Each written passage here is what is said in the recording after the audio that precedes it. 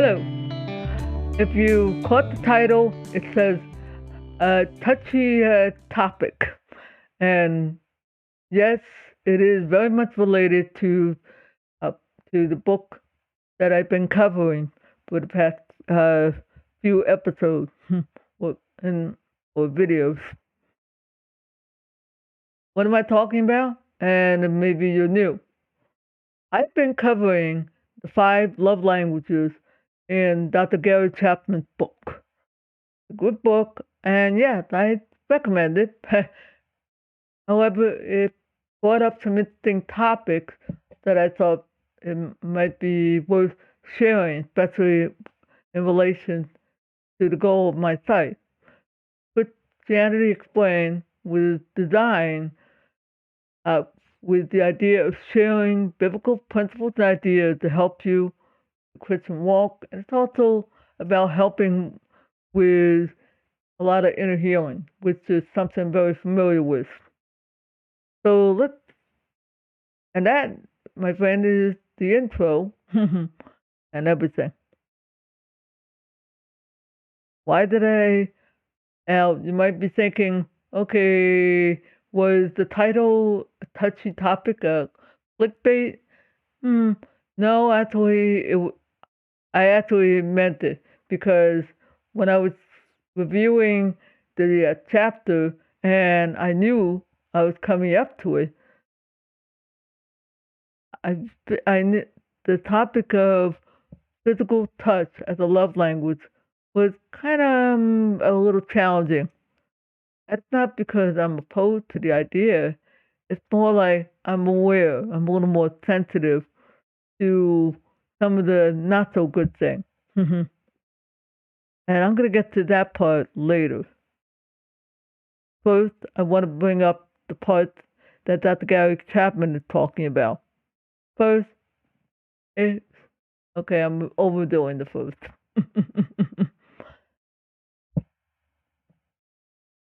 Number one, yes, as human beings, we do generally appreciate hugs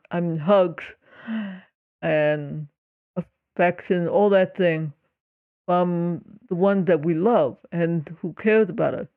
Yes, and I've heard many times the reports of how babies love it and they thrive when a loved one is holding them up and taking care of them like that, as opposed to the baby who's never touched or anything.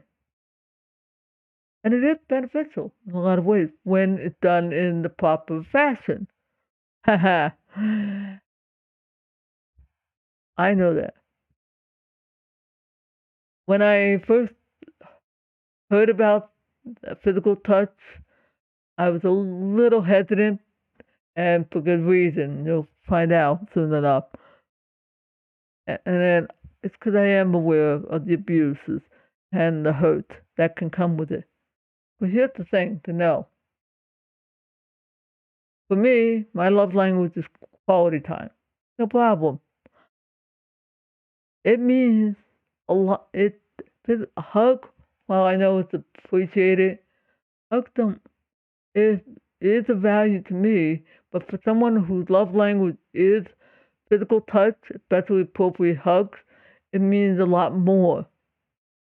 So when I suffered some very nasty physical abuse uh, back a long time ago, it was like 40 years ago, I think. Yeah, that long ago. It hurt me a lot. The humiliation, the pain. I probably was not in a position to want to receive hugs at that time. I wasn't sure of how to respond or what. And my love language is not touch. But if that had happened to somebody else, the wound and the pain and the humiliation would have been a lot greater. I happen to be aware of that sort of stuff, so I could easily imagine it probably a little challenging. So how? How do you help your loved one? Hmm. As I pointed out in the blog post, and it's been pointed out probably all over the place if you do some research, is you let your spouse tell you, especially when it comes to touch. Ask her, especially if her love languages is physical touch. Ask her, do you want a hug? Do you want? What can I do for you? And let her tell you. I'll tell you this, that can be a lot more greatly received than the person, than somebody who just said, "Oh, I'm just going to do whatever." Dude, that, if that person suffered abuse, guess what? You're not doing them a favor. So think and ask. Mm. That can be the most honoring and most powerful thing you can do. And this is also true if you are a hugger and you like receiving and giving. Guess what? You still need to ask. And that has been the central theme in every chapter I've read from him, from Dr. Gary Chapman, and myself, and others. Talk and be willing to listen. Now, you might be thinking, especially since you don't know me, that what kind of abuse could this guy have gotten? This was pretty nasty. In fact, I wrote a book. If I remember, I'll put a link in the description. Heck, if this is on the YouTube, dude, it's already on there. For the podcast, I'll include one. Guess what? It left me feeling very emotionally numb and hurting inside. I felt a sense of shame, condemnation, all kinds of stuff. And it wasn't easy. But thankfully, my Father in heaven, God, had blessed me with some friends who I could talk with when I had gone on to college. Yeah. Oh, that's a great way to start college. That opened the door for what would come later. And yes, I give thanks to God for blessing me with that, because it really is what help. And yes, I do know what some are going to say. Wait for it. Here comes the next part. It really does help if you talk with one of two people who really are the best choice of help. Yeah. Personally, in my case, I talked with my Father in heaven. I talked with the Lord about it. And I had to learn to listen and receive what He's telling me. And yes, the Lord has directed me to counselors or social workers, people who I could talk with and who could be effective in the way they guided me and helped me. Or to help to get the right counselors that will guide you in the right way. Ah, and I'm definitely a fan of praying for God to direct you to the right person. But guess what? Both of that helps a lot. Here's the next step. And some of you may, depending on where you are, may not like this. Yeah, I had to forgive the guys who did this to me. I had to forgive them. I had to say, Father, and Jesus did help me because I was not thinking, and nobody told me, "Oh, you need to forgive these horrendous people." No one told me that. I just sensed and felt a need, and it was a few years later that it happened. I felt a need to say, Father, I forgive them. I forgive the individuals. And I'll tell you, I was in a lot of pain when I was saying it. It was not easy. But guess what? I was saying no. I was not only saying no to the pain, the bitterness, and the anger, all that thing. I was also saying yes to the healing. I was saying yes and letting the Lord come and heal my heart. It didn't happen overnight. It took time. And I can tell you, the Lord can do that for you too. Be not afraid. And that's the other thing that I'll repeat. I repeat it a lot of times in my blog post. You're not alone. You're not alone in this. There are others around you. And I just showed you to what the story I just told you. That's why the Lord blessed me, because He knew I needed to have others around me. Now, here comes the next part. Unless you're one of the religious type who have difficulty with it, it's going to be a little challenging depending on where you are, but no. It's called Forgive Yourself. You see, yes, I already forgave the ones who hurt me, but yet I'm walking around beating the crap out of myself and hurting me and not letting the healing in. Well, I'm not greater than Jesus. I'm not, my shame and condemnation, that's what I was feeling, isn't better, stronger than Him. No, He's the strong man.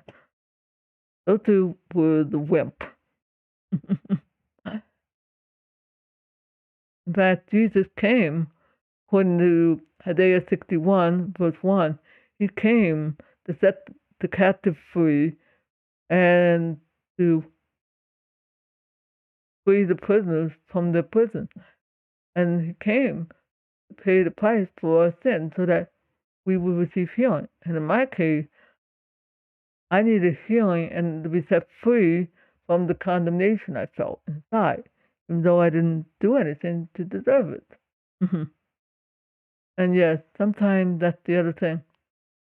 Wicked people will do things just because you're alive. They don't care. So that's why it's important. Not blaming yourself. Forgive. And yeah, I know about the religious type. Not a fan of them. I want to encourage you to not be afraid to talk with the Lord about it and receive healing. And it will free you up to receive hugs and kisses and all that. It will free you up so that you can. And if you do know someone who's hurting, don't rush it, don't push. Ask the Lord for guidance and instruction. And ask them, can I touch you? Can I? All right? That itself can be a very powerful tool to help with the healing. Yeah. All right.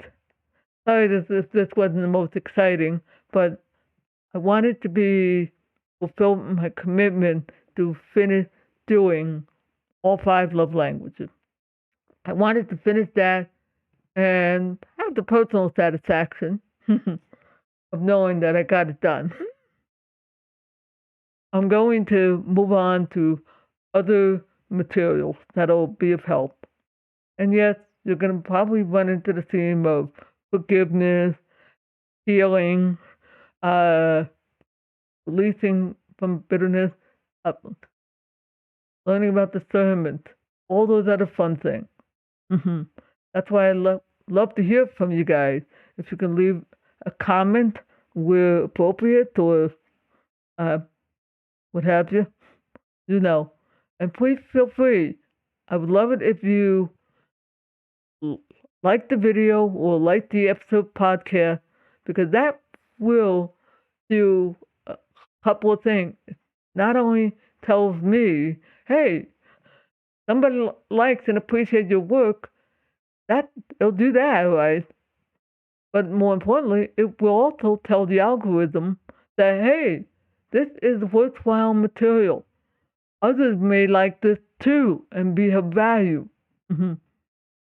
So, yes, that's where the like is. And if you want to get more content like this, I'd love it if you subscribe to the YouTube channel or the podcast where you're listening to this in. All right. Thank you for your time. Hope you have a blessed day. See you when I see ya.